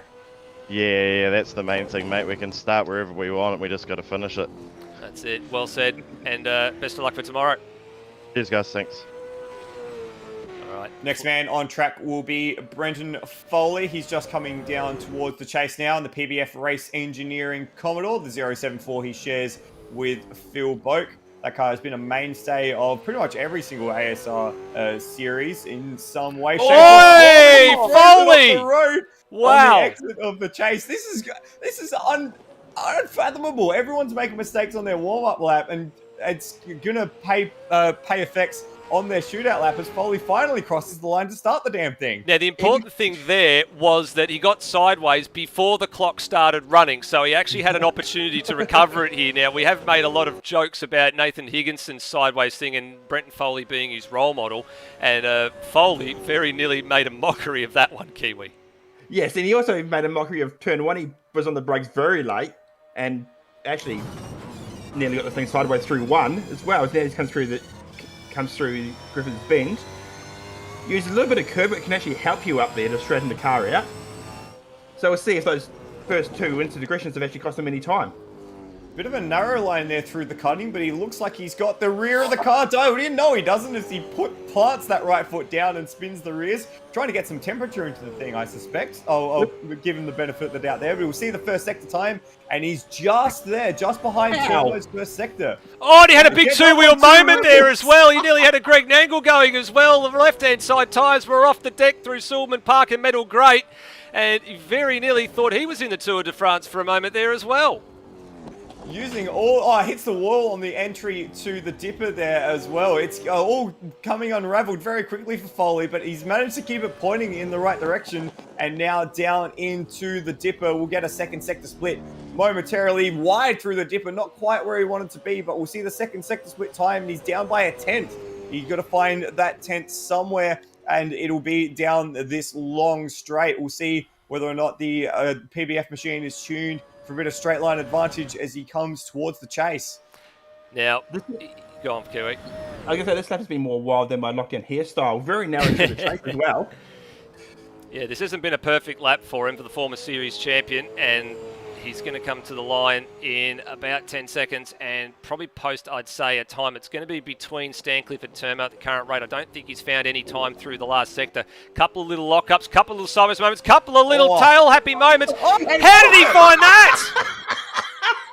He goes provisional pole, and I've just eaten my words. Brenton Foley, can you please explain, in the quiet words of Pauline Hanson, what just happened there? I'm still struggling to turn this hard tyre on. Yeah, well, that clearly, you're looking at every single corner exit as an opportunity to warm up the rears. How did you manage to keep that thing all connected, especially through the exit of the cutting and over the top of the mountain? I've had a lot of practice, but it definitely wasn't the cleanest lap, and I'm not really happy with it. Boki and myself are still very much struggling with this hard tyre because we've just been... It's almost for me like learning how to drive a new car. But it's going to be interesting. Yeah, certainly. You've set the provisional pole time now. We'll let you sit back and watch. Hopefully it'll be an improvement on your 6 to get into the shootout. Thanks very much. Look forward to it. That was Brendan Foley. What a mad lap. Devonish now is about to start his flying lap, driving with Peter Savage in the Bogdown Motorsports machine. And he comes across the line to start his shootout lap. 5th place to get into the session, just behind the likes of Liam Mitch and Brendan Ross, who we'll see later. And looking plenty smooth as he makes his way up the mountain. Yeah, Through Hell Corner nicely. Yeah, very nicely through the first corner. Very calm start to the lap. Very, very controlled. Didn't really use any sort of flamboyance like drivers that we've seen prior to Devonish. Just sort of kept it online, got on with the business. Very, very smooth. Very nicely online. No a little mid-corner moment there through Griffins as well. It just sort of upset the balance of the car on the exit. Now on the tram tracks up to the cutting. Bang on line. So hasn't let that little moment through Griffins bother him.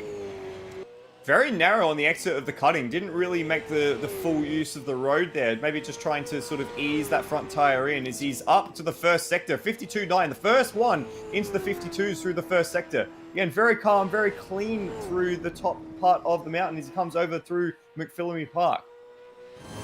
Now going to dance the car down through the S's here. Very close to the wall on the right-hand side and the left. He was right on the marks, and the right-hand wall again, and the left-hand wall dipper, and the right-hand wall on the other side. So maximising every little bit of road you can see here from the onboard. He's just got to stay right.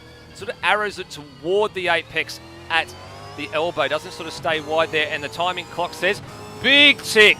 7.5 tenths of a second, if you don't mind. So looking like going to provisional pole here. This will be well into the mid-5s.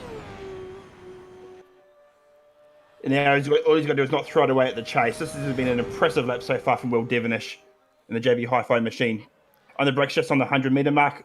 Ooh, nearly backed it in, but held on to it through the chase. That's probably really the only one mistake we've probably truly seen so far. Apart from that little mid-corner moment, that little pinch brake just coming into the back section of the chase is the real mistake.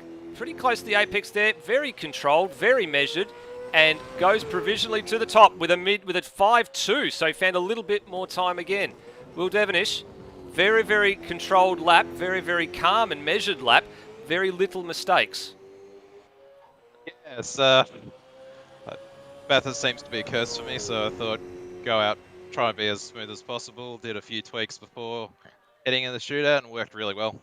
Yeah, it looks like it happened to be the case. And your co-driver, Pete Savage, have you decided which two of you are going to start the car tomorrow, given Pete's probably had a fair bit of work of his on his own in the last couple of weeks? Yeah, same as every other round, we'll flip a coin. It seems to land on heads, given that it's a two-headed coin, but yeah, we'll definitely be Pete tomorrow. Congratulations on that lap. Congratulations getting into the shootout, and best of luck for the weekend, Will Devonish. Thank you. Next up on track is Liam Mitch in the Tamiya. Did we decide either way? Driving with Ujit Mishra in the All-Australian Races number 13 machine. Unlucky for some. Now making his way up the mountain. Very nice through Hell Corner. Remember, these guys got into the session just ahead of Will Devonish, actually sandwiched by 0.03 of a second between himself and Brendan Ross. So tight competition at the top end of the top 5. and Mitch is looking to eclipse Devonish. A few bites of the cherry on the exit of the cutting. Just the car doesn't look entirely settled, but we'll see his lap times as he comes through the cutting. Again, just 2 or 3 bites at the steering wheel. It's not looking super smooth, but he's using a bit more of the track compared to Devonish, and maybe that will be reflected in the lap times to come through the first sector mark, and it will be in the 52s, but only just. Yeah, nothing much in that compared to himself and Will Devonish as well. And I did notice he had a lock-up going into turn 1 as well. He's a little bit offline through the left-hander at McPhillamy Park, but not by a huge amount, so he gets away with that one there. Little brake lock-up again on the inside left front. That's twice this lap. Oh. And had a little bit of a moment through Tibet. And another moment there on the exit as well. Just these little twitches. The car looks like it's a little bit nervous at the moment, especially with the lighter fuel load on board. Maybe just needs to be tuned a little bit more. Right out to the edge of the track there. And the time just escapes from him just a little bit more, but he's still within striking distance of Devonish's time. I wonder how much the tyres, the hard tyres in the later track session is making it really hard to get the tyres in the right operating window. Just little moments of understeer and oversteer for Lime Mitch as we come into the chase on the shootout lap. Brakes it very nicely. Again, 2 or 3 bites of the cherry. It looks like the fronts aren't really agreeing with the rears, and it's the same again on the exit. He's not quite had the run of the lap this time around, and it's going to be reflected in the lap times. He comes into Murray's, backs it in on the rear brakes, comes across the line, and it's a 5.52, so lost more time in that final sector for Lime Mitch. Puts him provisionally second with 3 more still to run. Here he is.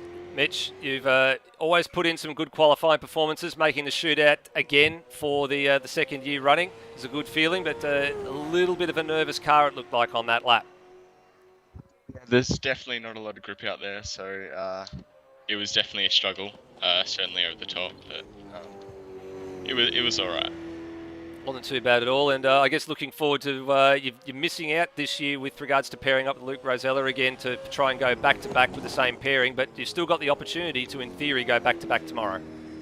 Yeah, I think I will give it a good shot with Ujit, and I think we got a chance for sure. I actually think you do too, just quietly.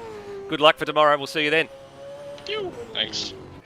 One thing I noticed about Lime Mitch's lap then, he was warming the tyres very aggressively coming down Conrod, leaving it incredibly late to get the heat in the tyres. I'm not sure he did a good enough job on that, Flood.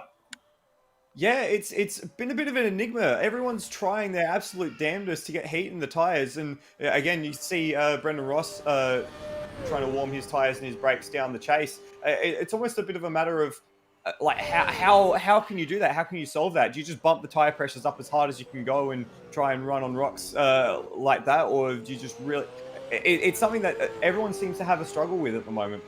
Maybe Brendan Ross, with his infinite experience as one of the team has-been runners, can find a way as he comes through to start his qualifying lap, his shootout lap rather, now.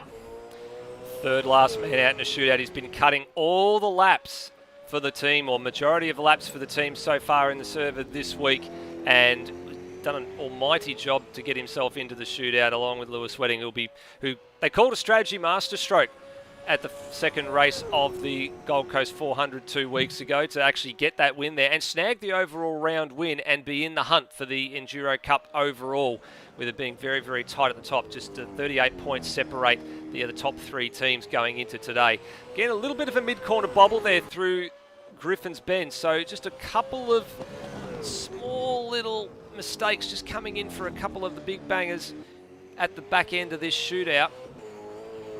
Oh, very nervous there on the exit of the cutting.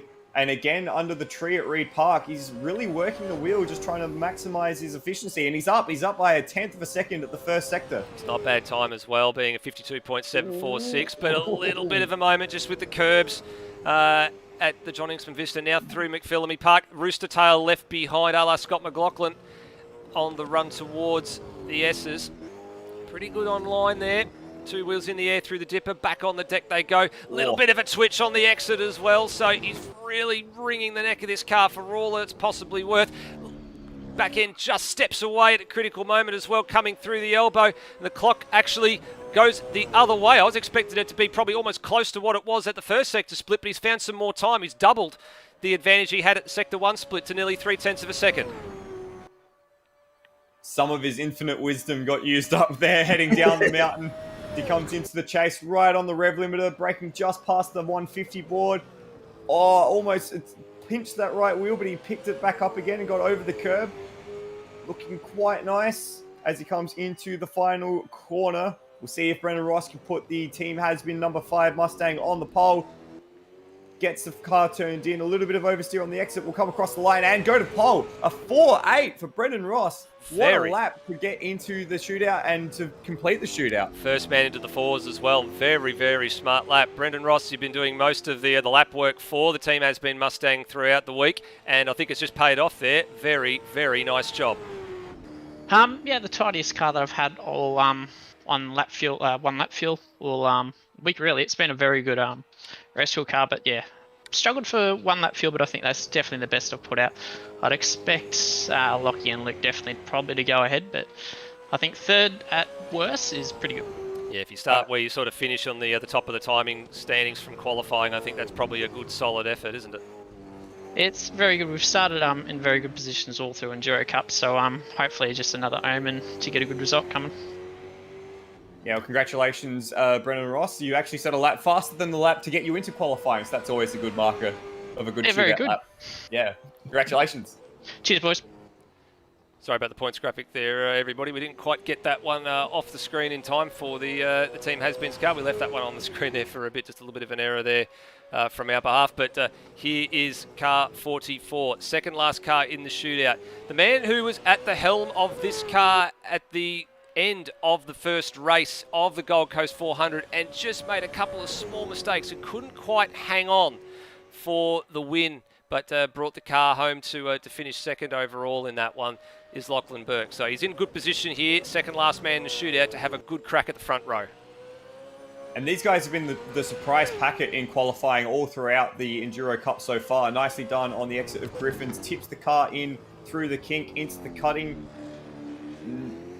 Oh, lights it up on the exit of the cutting, but everyone's been doing that, so he's not going to lose too much. And it wasn't as big a slide as we'd seen a lot of other people do, though. That's the important thing, and leaves a little bit on the table at Silman Park as well, and there's nothing in it. Oh, why? Now there's nothing in that either. It was very, very close to the wall as the back end stepped out on the approach to McPhillamy. Had a couple of goes at it as well, coming over the top of Skyline.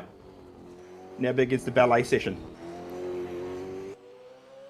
Very nicely pirouetting through the dipper. Getting the car. Oh, big snap as he came into the elbow, though. Manages to gather it all up and get out the other side. A little bit of wheel spin, and the time says no good. Thank you very much. 26.9 to the second sector. He's in between Devonish and Ross at the minute, but he's got to find something in this final sector if he wants to take that second position, or that provisional pole, rather. Now the run down to the chase. Uses all the tarmac on the approach. Great shot from the helicopter cam, just illustrating how far he actually does have to move the car over to try and open up that 19th and 20th corner of the circuit. Now through the last couple of corners. So at this stage, it looks like he's going to slot in between Ross and Devonish onto the second row. As he's round the final corner for the final time. Comes to the line, and he's actually lost a bit more time. That's a little bit of a surprise. And we've got him here on the line as well. Lockie Burke, it was looking good for a second row start there, and at this stage it just slipped away a little bit there in the last sector. What happened? Just panicking, really. Just car felt good. She's coming down the mountain. Just don't know. Yeah, I just didn't fully commit, and unfortunately that's the price you pay. Yeah, we saw you have that big moment coming into the elbow. Was that just the part of the track that put the adrenaline on edge and put you on edge? Yeah, just when it didn't want to get over to the right, I was just, I knew from there my run was pretty bad, and just tried to get what I could, but I couldn't. Either way, a guaranteed top 5 start for yourself and Hans tomorrow. Hopefully that'll be a good omen heading into the race, and hopefully for you guys, good omen for the ASR Enduro Cup. Yeah, we've got a good race set up underneath us, so I reckon it'll be good. Congratulations, Lockie. All the best for tomorrow. Thank you. And now we get to the last man in the shootout. Luke Rosella, car number 2, Parramatta Speedway Racing, Holden ZB Commodore. Fastest man in qualifying. He was the fastest man in qualifying for last year's MHRT Bathurst 500 as well, and unfortunately went on in the shootout to finish 3rd. So he's got a fair bit of work to do here to atone for the shootout mistake last year, but I think he's in a pretty good position with this car underneath him and a good co-pilot, Kurt Stenberg, that they will have worked out the ins and outs of what they need to do. Yeah, there was some discussion that they were struggling with finding a setup that worked for the car on the hard tyres, but he's put that to bed with an incredible qualifying lap to get into the shootout. And again, he's looking very smooth through the first part of the lap, using all the road on the entry to the cutting. A big tail happy moment on the exit, but it gets the car settled nicely for the run under the tree. Look how close he got to the wall there as well. He almost like put 2 wheels in the gutter, and again on the entrance there, and he's got a 2/10 of a second. His pony's giving the wall a rub there as well at metal grade as well as he goes round the corner. We did see that one there, just a very, very slight glancing blow. He's been taking this the widest of anyone I've seen. It's almost coming back to bite him as he very aggressive through the first part of the S's as well. And very, very close to every wall that I can see. I reckon he's been about a millimetre from hitting about 10 walls so far. He's been the first one, besides maybe Brendan Foley rather, that's really attacked the shootout lap with everything he can muster. And it shows in the lap time, 26.2 to the second sector. He's half a second up from Brendan Ross. And now it's just the run down the straight, the chase and Murray's corner for him to go. And he could be looking at the pole position for tomorrow's ASR Bathurst 500. He holds it together through the chase. Now it's all about braking for the next corner. A little bit of inside curb on the left-hand side. Car sits nicely, changes direction beautifully up through the gears. Does he leave it in 4th or does he come up to 5th? I think he left it in 4th there, bounced on the rev limit. Little pinch of a brake going through the final corner, but it shouldn't hamper that much, and he should atone for last year's mistake, and he does. And he goes to pole position with a 2:04.4. So he's exercised at least one of the demons from last year, which was the only demon from last year, Luke Rosella, that you didn't get pole in last year's shootout. Well, you've done it this time around. Well done. Yeah, I know it's live streamed, never, but that's bloody good shit. It's fantastic. I mean, car's been excellent all week. Had a bit of trouble getting used to the hards, but yeah, this is fantastic. I can't believe it. Cracking lap, Luke. You really attacked it from the outset. We saw a bunch of drivers earlier on have trouble getting the tyres in the right phase. How did you get across that and get over that? It's all about the outlap, Floody. You really got to concentrate on getting not only the fronts but the rears also up to temperature, and also the brakes. The brakes is another big factor here. Getting them warmed up, and yeah, but you just got to go for it. You got to estimate how much grip you've got throughout the whole lap, and yeah, it's great. Can't wait for tomorrow. It's a big race. Can't wait. And you really went for it across the top. How many times did you nearly crash that thing? Every corner. Car's been a little bit lacking in the first sector, but it's been excellent the last 2 sectors, especially up the top. So yeah, it felt really good. Congratulations, Luke, on taking pole position for tomorrow's Bathurst 500. All the very best for the race tomorrow. I'm sure that view from pole is going to be a good one for you. Thanks, buddy. And that is our pole man for tomorrow. He takes the pole position from Brendan Ross, who was the big mover from the shootout session to finish in 2nd place. And then it will be Will Devenish, Lachlan Burke, I think. Sorry, I got that wrong. Will Devenish, Lime Mitch, then Lachlan Burke. So improvement from Will Devenish as well. But a really, really good session. A few big highlights there. Of course, Luke Rosella getting the pole. But I got to say, Brendan Foley's lap was an exercise in... It was an exercise in somehow sitting in massive lap time despite nearly having 12 accidents. Yeah, exactly. I've actually seen in the live chat, there's been a few... I think there was a comment. Someone said... despite the fact that, it was also the Brenton Foley's lap was probably the best, despite being, I think, sideways. It might have been Darren Kemp, I think it was. I'm just trying to go back through the live messages. Sleepy Anarchy, which is Darren Lawton, said, might not be the fastest lap, but Foley was the show. Absolutely. There it is. I found the message in the live chat. Good to see some the live chat engagement from everybody in the ASR community. And there's a few new names in there that I'm seeing for the first time as well, which is good to see. Thanks for joining along, everybody. I hope you enjoyed the show that has been put on tonight, and looking forward to the show tomorrow. And we were sort of thinking a little bit about who might end up on the front row with car number 2, and surprise, it's the at least it's one of the teams that's up the pointy end of the standings, and we might actually bring these team standings up now, gentlemen, so we can actually see what's going on, just so you can see how close this is, right? So the top. Well, 2 of the top 3 cars there are on the front row. So the Parramatta Speedway Racing Holden Commodore that's in 3rd, and the Team Has-Beens Mustang, which is in 2nd there on the timing on the points graphics, with thanks to Penrite, a better class of oil.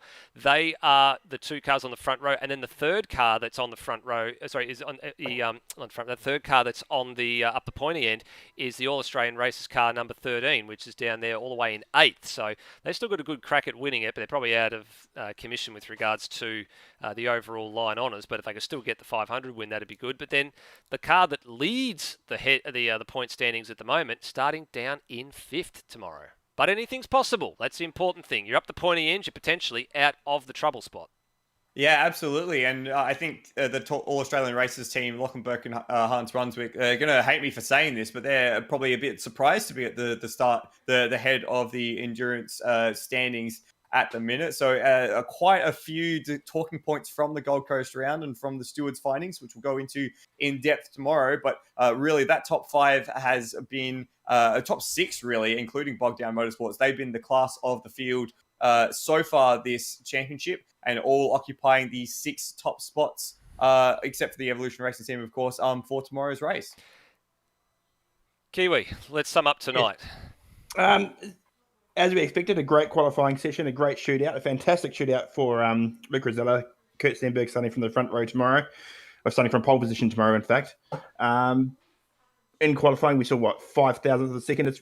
It leads for what's going to be a tight, fascinating 3.5 hours, 500 Ks, 81 laps tomorrow. And let's not forget last year. I think there's a few. Not only there are a few demons to exercise from last year, which with drivers at Blue Engines and had issues with driver change and stuff like that. There's also the last year's unfortunate red flag that I think we've all got our hands and fingers and everything crossed tomorrow goes according to plan, and we don't end up with the same drama. So we'll look forward to your company tomorrow. It's the live stream goes up at 1 p.m. Australian Eastern Daylight Savings Time. So it's Melbourne and Sydney. And there's a few other places around the world I think everyone's joining us from. If you're in New Zealand, that's 2 hours later. That's 3 p.m.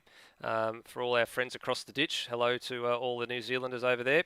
And a couple of other times. I think for Flood being in Adelaide, that's a half hour behind you. So that's 12:30 p.m. Central Australian Daylight Savings Time over there.